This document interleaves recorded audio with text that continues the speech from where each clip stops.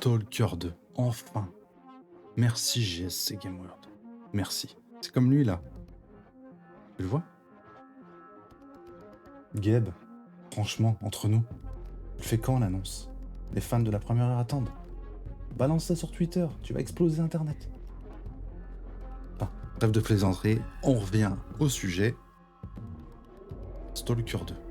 GSC, petit studio qui revient des enfers, mais ça je le garde pour une prochaine vidéo. Elle arrivera pas tout de suite, mais ça arrivera. Va nous sortir cette année un banger. Pas de discussion possible. Les stalkers sont des bangers. Pour ça, aucun débat.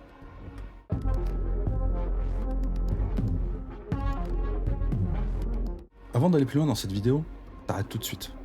Parce que non. Non. Mais non. Stalker, c'est pas Call of. C'est pas DZ. C'est même pas Metro. Même si, ok, il se rapproche un peu d'un Metro. Ou alors, inversement, c'est Metro qui s'est rapproché de Stalker. Comme un certain Tchernobylite qui partage un poil de l'ADN Stalker en restant différent quand même. Alors oui, je suis pointilleux, chiant, voire casse-couille quand on vient de parler de Stalker. Mais j'adore ce jeu, j'adore cette licence, j'adore ce studio, GSC Game World. J'ai même une petite collection de strings floqués GS à la maison. Je te montrerai ça dans une prochaine vidéo. Ou pas, on verra.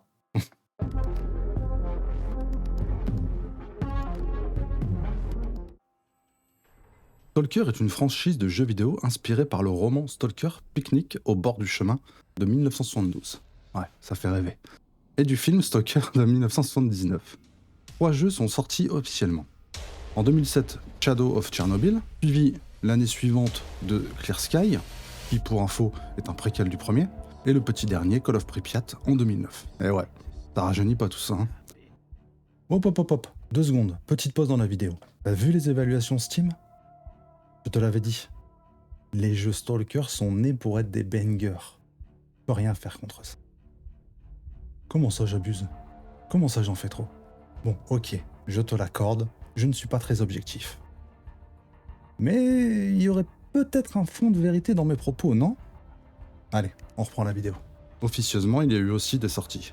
On peut citer Stalker Anomaly, ou Stalker, ou encore Stalker Gamma. Le jeu se déroule dans la zone d'exclusion de Tchernobyl. Dans ce monde alternatif, une seconde explosion a eu lieu en 2006 dans la célèbre centrale nucléaire. Et bien sûr, les conséquences furent désastreuses. Les processus physiques, chimiques et biologiques de ce territoire ont changé. Stalker est un RPG, on y reviendra un peu plus tard dans la vidéo. Survie, post-apo, une pointe d'horreur, le tout en vue FPS. Tu vas devoir affronter des groupes d'humains qui forment des factions, te casser les dents sur les anomalies, avec la récupération d'artefacts, et te frotter à des créatures mortelles. Franchement, tu connais pas la licence, t'es pas prêt.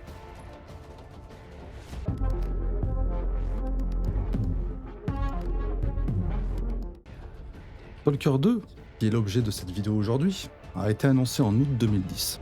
Ouais, je sais. Je le vois dans ton regard. Toi aussi, t'as encore regardé des séquelles de DNF. Duke Nukem Forever. Je sais, c'est dur. Je sais. Force à toi. Mais GSC, quand même, a eu quelques excuses. Depuis 2010, en tant qu'entreprise, GSC Game World a vraiment tout connu. Annulation de projet, fermeture, cyberattaque, Covid, guerre. Et comme je l'ai dit dans l'intro, tout ça fera l'objet d'une seule et même vidéo sur GSC Game World. Mais il va falloir être patient. Ça sera vraiment pas pour tout de suite. 15 mai 2018. Nouvelle annonce du développement de Stalker 2 sur Facebook. Bon. Jeu devant tourner à la base sous l'Unreal Engine 4, avec une fenêtre de sortie de 2021. Tu regardes cette vidéo avant le 20 novembre 2024, je te rassure, le jeu n'est pas encore sorti. Par contre, si tu regardes après, bouge-toi le cul, parce qu'il est déjà sorti. Bref, on enchaîne comme ça avec quelques petites prises de parole par-ci par-là en 2020, pour arriver tranquillou le 13 juin 2021, à la fameuse conférence Microsoft Bethesda de l'E3, avec une petite bande-annonce, l'info de la disponibilité du jeu sur le Game Pass, très important, et attention, petite pépite, une date de sortie pour le 28 avril 2022. Tu connais la suite. Le 12 janvier 2022, nouveau report au 8 décembre 2022. Bon, fait beaucoup moins marrant cette fois. avec l'invasion russe de l'Ukraine en février 2022. Il a été annoncé que le développement du jeu avait été suspendu. Je raconte pas le hasard. Le studio a dû déménager une partie des employés, et leurs familles bien sûr, en République tchèque, à Prague plus précisément, afin de continuer le développement du jeu. Et surtout, le plus important pour se mettre en sécurité. D'autres par contre ont choisi les armes, rester chez eux pour défendre leur pays. Je voulais conclure cette partie par une déclaration de Maria Grigorovic, désolé si je prononce mal, la directrice créative du jeu, et qui déclare dans un communiqué de presse: en parlant personnellement, Stalker 2 est le jeu vidéo le plus grand et le plus complexe de ma vie. Il était ambitieux dès le départ, mais s'est avéré être un défi ultime à lui tout seul. Il est extrêmement important et extrêmement personnel. C'est un jeu réalisé dans des circonstances les plus stressantes possibles. Cela inclut la pandémie, la relocalisation, les cyberattaques et par-dessus tout la guerre qui déchire notre patrie. J'aimerais que cette guerre n'ait jamais eu lieu. J'aurais aimé que tout cela n'arrive jamais. Mais c'est arrivé. Et nous sommes reconnaissants d'avoir l'occasion de partager tout cela avec le monde. Parce que le monde doit savoir. C'est nous. C'est notre histoire.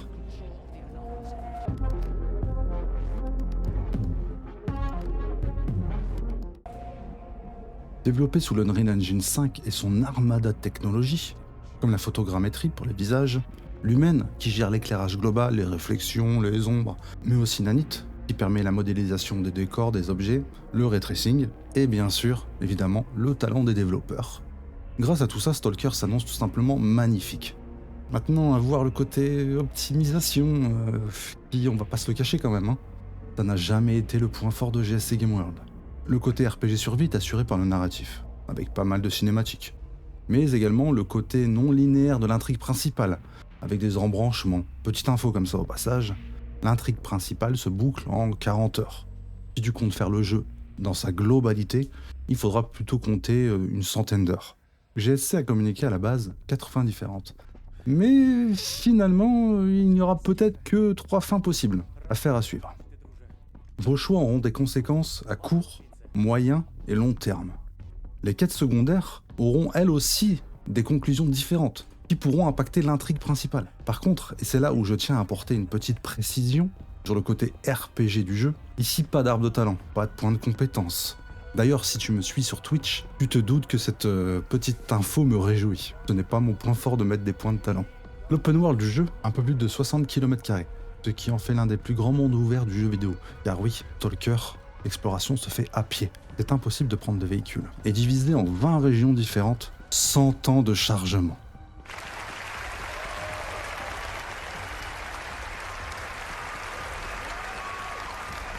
Tu devras absolument tout passer au peigne fin. Bâtiments, bases, champs, souterrains, tout ça pour trouver des ressources, des armes, 35 au total, ou de l'équipement. Car oui, la modification des armes seront bien de la partie. Lunettes, crosses, chargeurs longs, silencieux, avec une belle promesse des développeurs, pouvoir faire ces modifications à la volée sans passer par un menu. Franchement, j'ai hâte de voir ça. Dans un souci de réalisme, car bien sûr le jeu porte sur le réalisme, les développeurs ont précisé qu'un tir à la tête sur un humain lui sera fatal. Ce qui ne sera pas forcément le cas sur une créature ou un mutant. Et c'est pas fini. Une gestion de la faim, du poids, de la fatigue, des blessures, avec le bandage ou le célèbre Yadoulin, fait tourner la tête, mais également le côté radiation, qui sera important. Et si c'est comme dans les premiers épisodes, un flash de vodka et l'affaire est réglée. Bien sûr, tout cela aura un impact sur l'efficacité de ton perso au combat. Sinon, c'est pas marrant. Concernant l'IA, les comportements ennemis seront différents. Par exemple, les chiens mutants attaqueront en meute, afin d'encercler le personnage. Lors des prises de parole par les devs, l'IA a toujours été mise en avant. Donc on espère sincèrement une bonne intelligence artificielle. Ce point étant très très important dans ce type de jeu. L'immersion pourrait être entachée par une mauvaise IA. Les Stalkers n'ont jamais été des jeux simples et faciles. Donc on espère que ça sera encore le cas, et qu'ils ne sont pas tombés dans la casualisation du jeu. Pour le côté horreur, tu feras la rencontre de jolies petites créatures plus belles les unes que les autres. C'est si mignon. Non, te laisse le plaisir de découvrir tout ça par toi-même, ou si jamais tu n'as pas prévu d'y jouer, tu me rejoins sur Twitch le 20 novembre au soir. On fera tout ça ensemble avec plaisir et angoisse. Côté bonne nouvelle, la prise en charge des mods est officielle. pour permettre d'étendre et d'enrichir l'univers du jeu. On aura de la simple modification mineure jusqu'à la modification majeure. Peut-être le rajout de quête, à voir. Concernant le multijoueur, celui-ci sera disponible plus tard, via une mise à jour gratuite. Par contre, sur ce petit point, aucun détail n'a été divulgué par le studio, ni sur la date de sortie, ni sur les modes de jeu. Affaire à suivre.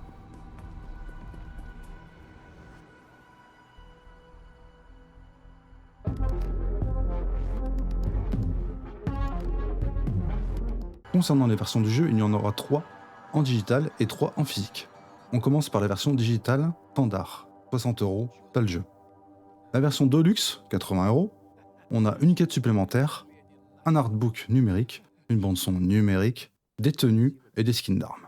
Tu rajoutes un peu, 110 €, tu peux avoir la version Ultimate. Ça te rajoute en plus de tout ce qui a été cité précédemment, le Season Pass, chose vraiment pas terrible sur un jeu solo, et 2 DLC à venir.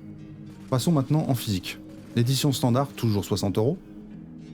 Tu as le jeu en format démat, attention, il n'y a pas de disque à l'intérieur, un steelbook, un permis de circuler dans la zone, une lettre des développeurs et un pack de stickers.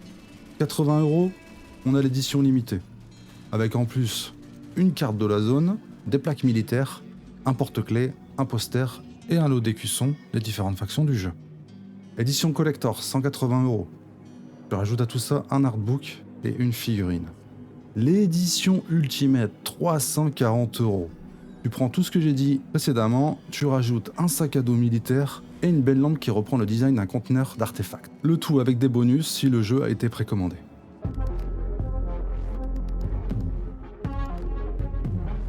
Concernant la config pour faire tourner le jeu, t'affiches tout à l'écran.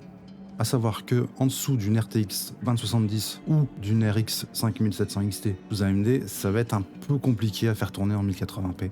Pour le maxi, il faut tabler sur une RTX 4080 ou une 7900 XTX pour faire tourner le jeu en 4K à 60 fps ou plus. Il y aura bien la prise en charge du DLSS 3 et du FSR 3 pour aider un peu à gagner quelques FPS. Côté stockage, t'envoies, il va falloir prévoir 160 Go de dispo et obligatoire un SSD. C'est obligé. Concernant les langues, nous avons appris que le jeu ne sera disponible qu'en voix anglaise ou ukrainienne. Petit bémol quand même, c'est dommage qu'on n'ait pas les voix françaises. Bien sûr, le tout sera traduit en français niveau interface et sous-titres. Le studio a également confirmé la compatibilité des manettes complètes sur le PC, le multijoueur, comme je te l'ai dit, qui va venir un peu, mais on n'a pas de date après la sortie, en tant que mise à jour gratuite pour tout le monde, que tu aies la version standard ou ultimate, et le jeu ne sera dispo que en solo, pas de coop prévu pour l'histoire principale.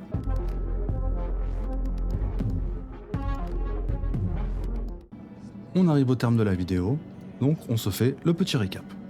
Un monde ouvert avec plus de 60 km², sans temps de chargement, une ambiance post-apo made in Stalker, l'Unreal Engine 5 et toutes ses technologies, la prise en charge du FSR 3 et du DLSS 3, aucune obligation d'avoir fait les premiers Stalker même si les devs le conseillent quand même, une date de sortie le 20 novembre sur Steam et le Game Pass, à savoir qu'à la date d'enregistrement de cette vidéo, le 14 novembre, un pré-téléchargement est dispo sur le PC Game Pass. Aucune heure de sortie n'a été divulguée, plusieurs versions disponibles à l'achat de 60 à 340 €.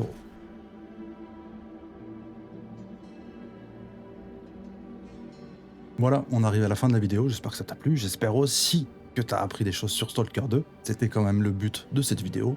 Sur ce, n'hésite pas à les conneries de YouTube, tu le connais, l'abonnement, la cloche, le commentaire, le like, tout ça c'est débile, mais c'est rapide et gratuit et ça permet surtout un meilleur référencement de la chaîne. Si tu aimes la daconnade, n'hésite pas à me rejoindre sur Twitch, je stream tous les soirs vers 20h30, on partage des petits moments comme ça avec la communauté. N'hésite pas non plus les réseaux, TikTok, Twitter, mon Discord. Je te mets tout ça dans la description, juste en dessous de la vidéo. Sur ce, c'était Nagalti. Ciao.